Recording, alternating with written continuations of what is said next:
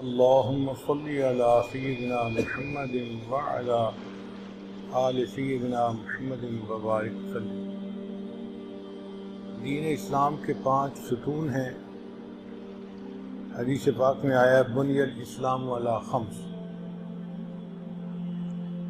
ان میں ایک تو ہے کلمہ پڑھنا، ایمان لانا، اور باقی 4 مختلف اعمال ہیں۔ ان اعمال میں نماز کا عمل سب سے زیادہ شان ہے۔ یہ عمل اتنا اہم ہے کہ بچے کو بچپن میں پیدا ہوتے ہی اس کا حکم دے دیا جاتا ہے۔ جب ایک کان میں اذان کہتے ہیں اور دوسرے میں اقامت، تو بچے کو یہ حکم دیا جاتا ہے کہ بچے تیری مختصر سی زندگی ہے، اب اس میں تو نے اپنے وقت پہ نماز پڑھنی ہے۔ یہ ایسا ہی ہے کہ بچے نے حافظ تو بننا ہوتا ہے 5-7 سال کی عمر میں، مگر چھوٹے بچے کو ماں باپ پہلے ہی بتا دیتے ہیں بیٹا ہم تمہیں حافظ بنائیں گے۔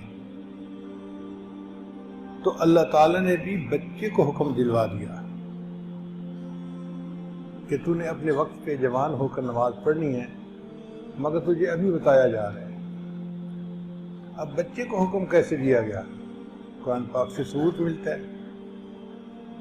حضرت عیسیٰ علیہ السلام نے جب کلام کیا اپنی ماں کی گود میں، تو انہوں نے فرمایا انی عبد اللہ آتانی الکتاب وجعلنی نبیا وجعلنی مبارکا اینما کنت واوصانی بالصلاۃ والزکاۃ ما دمت حیا۔ دیکھا، بچپن میں فرما رہے ہیں کہ مجھے اللہ نے حکم دیا ہے نماز کا اور زکوٰۃ کا۔ تو گویا بچے کو بچپن سے ہی حکم دے دیا جاتا ہے نماز کا۔ جب فرض ہوگی اپنے وقت پہ وہ پڑھے گا، بتا شروع سے ہی دیا۔ یہ نماز اتنی اہم ہے کہ بندے کو اگر کوئی چھوٹی موٹی مجبوری ہو تو معاف نہیں ہوتی۔ بیمار ہے تو بھی پڑھے، ایسی جگہ جہاں پانی نہیں تو تیمم کر کے پڑھے، اگر معذور ہے کھڑے ہو کے نہیں پڑھ سکتا تو بیٹھ کے پڑھے، بیٹھ کے بھی نہیں پڑھ سکتا تو لیٹ کے پڑھے، اگر لیٹ کے بھی نہیں پڑھ سکتا تو اشارے سے پڑھے۔ اور اگر دشمنوں میں گھرا ہوا ہے، لڑائی کا وقت ہے، تو فرمایا نماز معاف نہیں، آدھے لوگ دشمن سے لڑیں، باقی پیچھے ہٹ کر نماز ادا کریں، پھر یہ لوگ دشمن سے لڑیں اور پہلے والے نماز ادا کریں۔ این حالت جہاد میں بھی نماز معاف نہیں ہوتی۔ اس سے اس کی اہمیت کا اندازہ لگانا چاہیے۔ اور کائنات کی ہر چیز نماز ادا کرتی ہے۔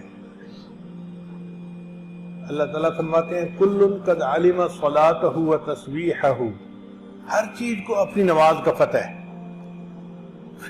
مفسرین نے لکھا اللہ تعالیٰ نے درختوں کو قیام کی حالت میں پیدا کیا، ساری زندگی قیام میں رہتے ہیں۔ اللہ نے چوپایوں کو رکوع کی حالت میں پیدا کیا، ساری زندگی رکوع میں گزار دیتے ہیں۔ کیڑے مکوڑوں کو اللہ نے سجدے کی حالت میں پیدا کیا، وہ ساری عمر سجدے میں گزار دیتے ہیں۔ پہاڑوں کو اللہ تعالیٰ نے التحیات کی شکل میں پیدا کیا، قادے کی شکل میں، وہ ساری زندگی اسی میں گزار دیتے ہیں۔